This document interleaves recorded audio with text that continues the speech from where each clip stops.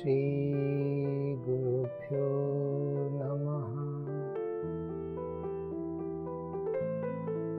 In today's conversation, we'd start from the 7th verse of Valmiki Ramayana, where the sages that have come near Sage Sutta are describing that how Sage Sutta has demolished their ignorances, and he has discussed to them about Kali Yuga, when it arrives at a person's head, a person's mind, and influences him completely. What irregularities happen in nature, in society, in community. And the 7th verse says, Kamarta hrastu dehascha lubdha anyuna tatparaha kalau sarve bhavishyanti swalpayur bahuputrakaha.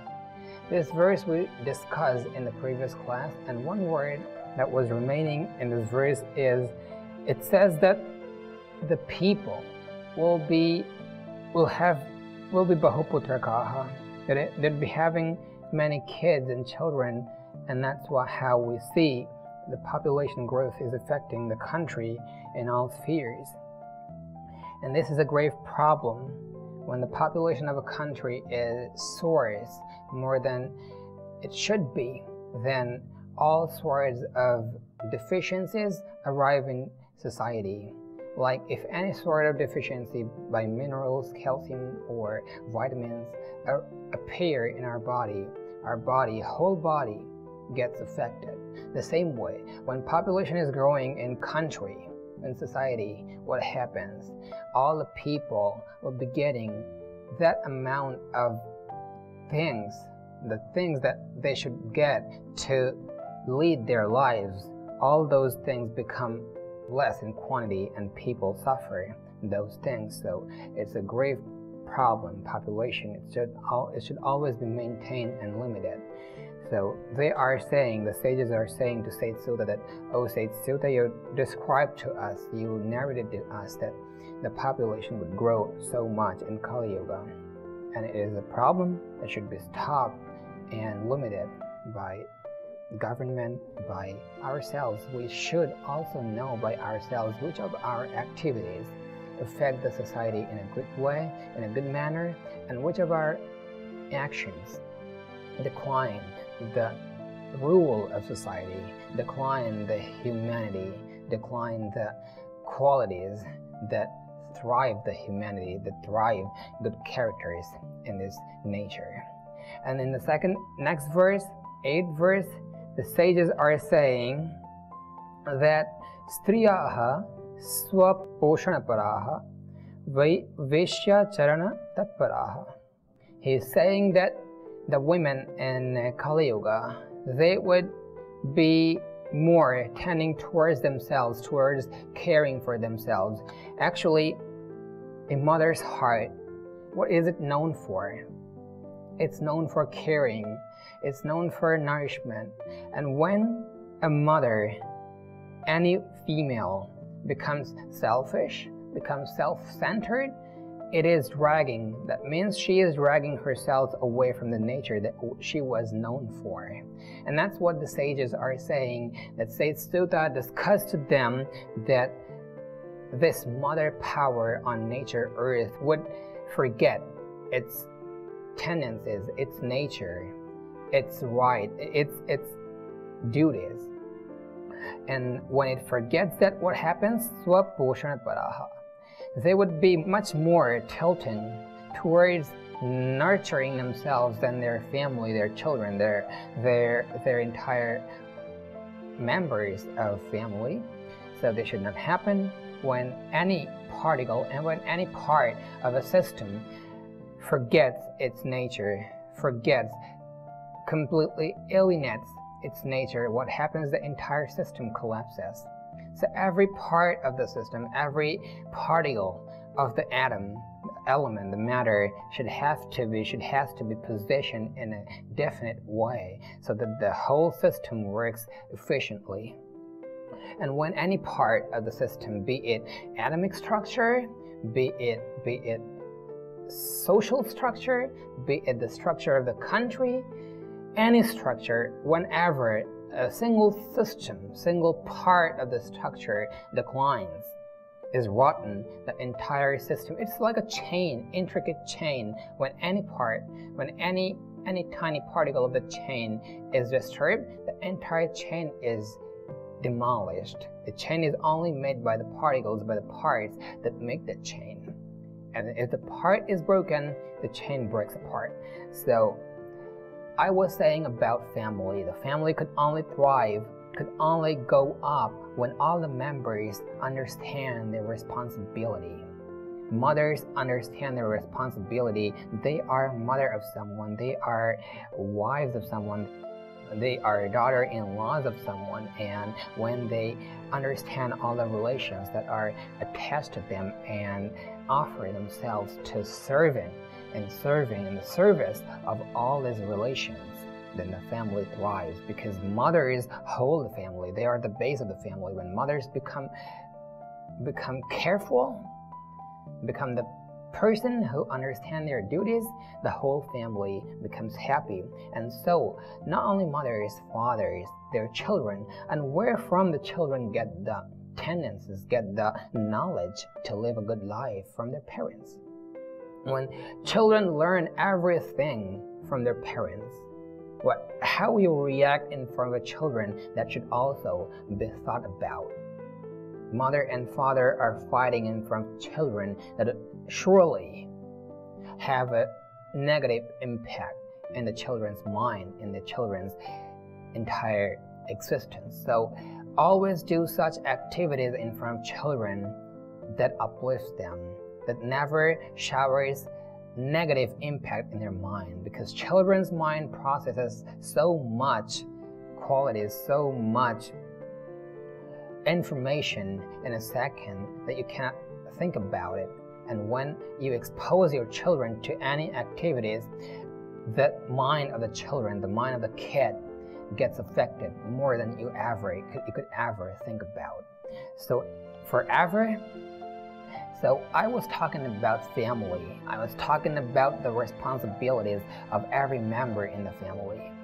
You, as parents, as mothers, as fathers, as elder brother or sister, always uplift and nourish your juniors.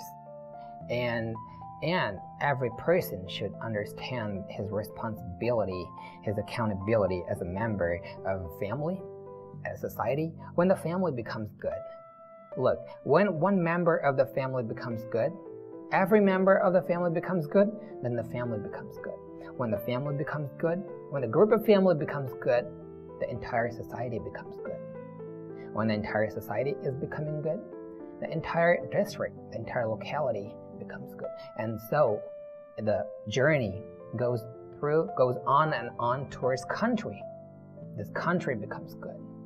And when every country follows good path, Vedic path, then the world becomes good. This world, this earth, this India, this country, any country, is not just a part of land. It's the people that live in that country.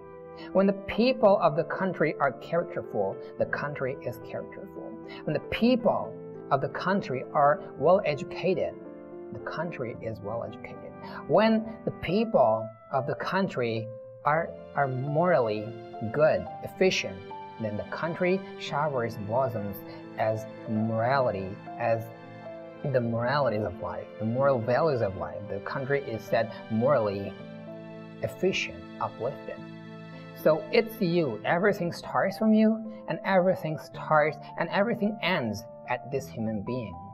And that's why we are the superior creatures on this earth. We have the right, we have the power, we have the energy to do anything. We could bring heaven on this earth the same way we could create a hell of this earth.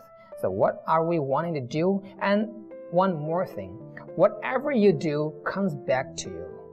You think I would do evil things and thrive in my life, and my family would be happy, would thrive, neglecting others? No, that should not happen, that must not happen, and that will not happen. It's the law of nature. Whatever you do in your life comes directly back to you. There might be some time difference. Some people face the consequences of their work right away. Some people face the consequences, aftermath of the work after some time. But you would feel, you would be presented to your evil works, and then you would shout, you would holler in pain. So never neglect others for your own safety, for your own upliftment. Always hold hands in hands and always think about everyone before you commit any work, because every part, every person is somehow helping you. The whole nature is helping you. The whole particle of this entire universe, all the particles of this entire universe are helping you. We cannot feel it, but you see from the daybreak, when we wake up, everything we use was somewhere created by some person. Every person directly and indirectly are helping us. We are connected with each other. We are not alone. We cannot live alone. You eat food. Where does that fruit come from? From a farm.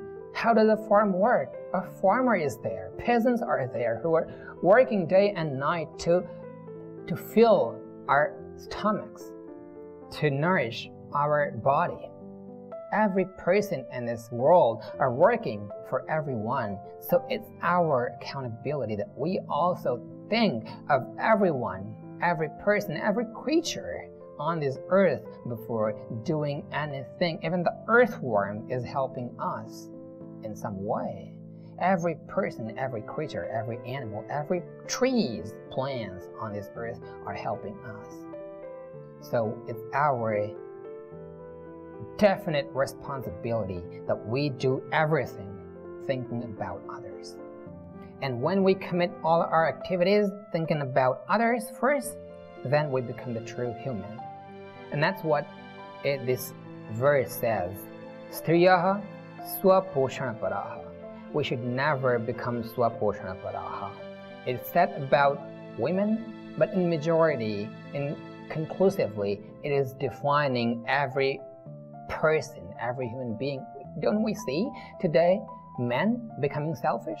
So it's just a demonstration by the name of female, by the name of women. But it happens everywhere. We see men more selfish somewhere than women.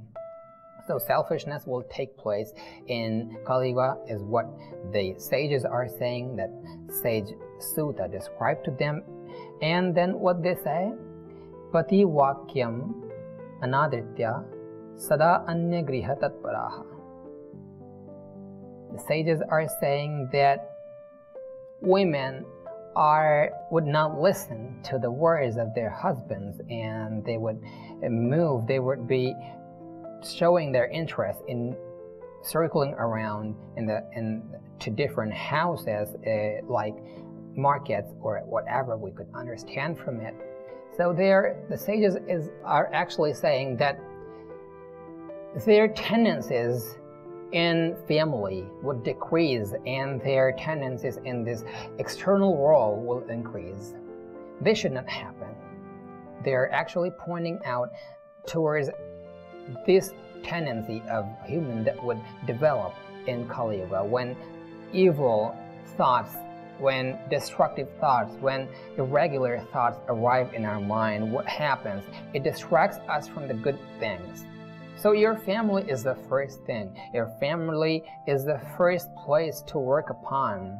If you cannot care about your family, how could you care about anyone else in the society?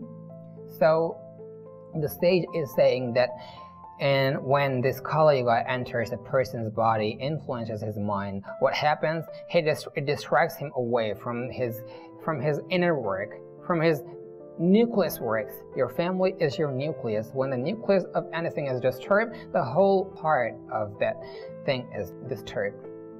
Take nucleus of a cell. If the nucleus is disturbed, DNA, RNA are disturbed, amino, every existence, the entire existence of human is disturbed. That in the same way, if the nucleus of an atom is disturbed, the entire atom collapses. So your nucleus is your family. Take care of your family bring up your family, uplift your family, and mothers are the basis of family, as I spoke before.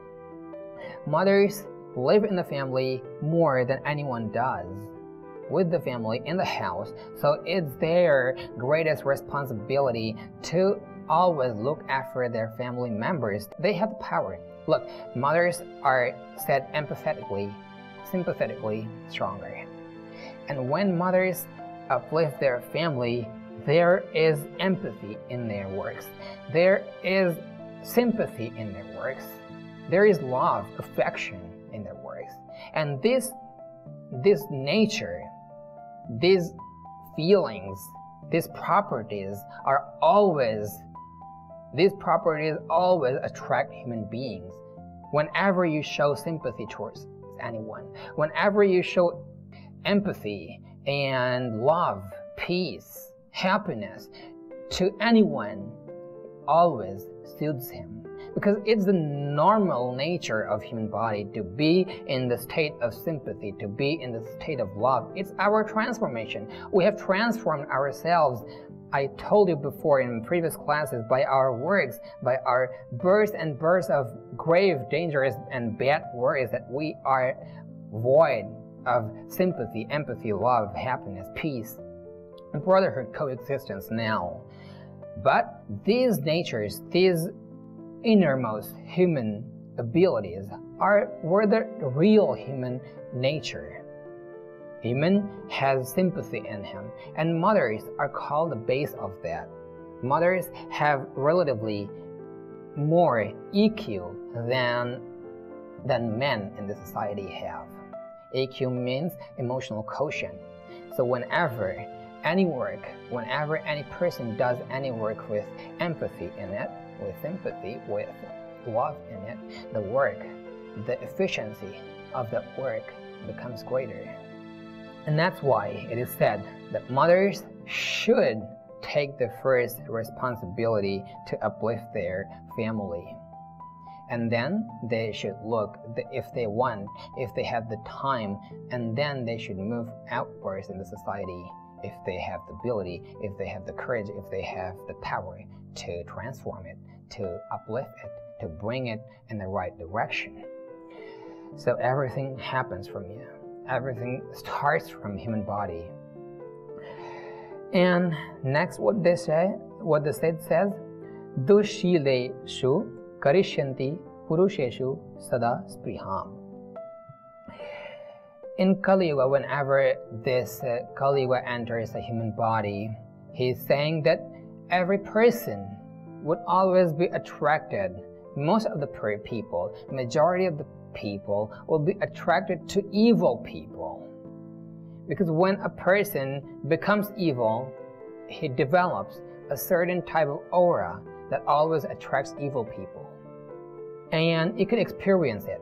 If you are doing yoga, if you are following spiritual activities, if you are following love and happiness and every good thoughts in you, if you're always developing good thoughts in you, then you'd see the entire world will look full of love, full of peace, and every person you meet with will talk to you in a good manner. It's the law of attraction. It's the law. Everything that you think in yourselves gives a result, makes your entire being. And when you think positively, think about love, peace, happiness on this earth, then all the people who are equal in those feelings come to meet you, come towards you, are attracted by your aura. You are attracted by their aura and meet them. But when you develop bad activities, bad thoughts about someone, apathy towards someone, hatred towards someone, then the same people who are developing this formula, this ability, who are honing their ability of hatred in them, they are attracted towards you. And this way, the poet is saying that every person, when majority of the people would become bad, he would attract bad people, and hence the majority of the system in the society would become bad in Kali Yuga. So in the next verse, what it says, asad varta bhavishyanti purusheshu kulanganaha. And when bad people meet each other, what happens? They talk negative things. They talk evil things, plan about evil things, plan bad things that are bad for the community. And that's what the sage is saying. When bad people meet each other, they would be discussing bad things, bad ideas, generating bad discussions. And then Purusha Nrit Bhashinyo Deha Sanskara Varjitaha. And they would always be devoid of good abilities. The people who have generated bad ideas in them, they would always be away. They'd always be alienated from good abilities, good thoughts, good emotions, good feelings. And this is all happen when Kali Yuga enters a person's mind, body, and entire existence. What is Kali Yuga? It's a thought.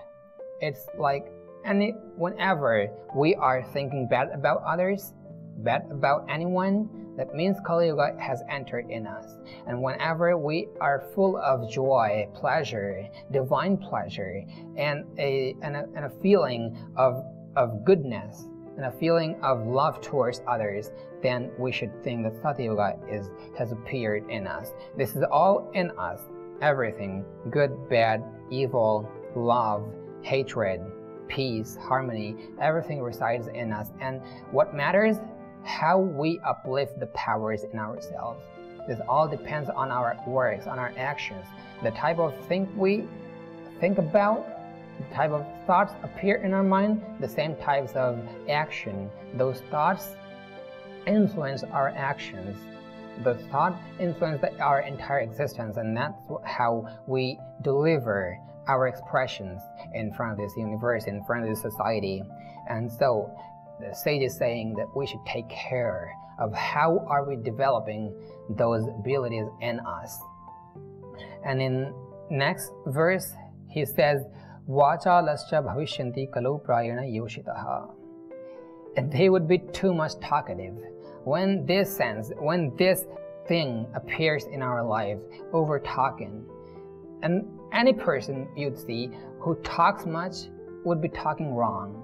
So you always maintain silence in yourself as well as outside yourself.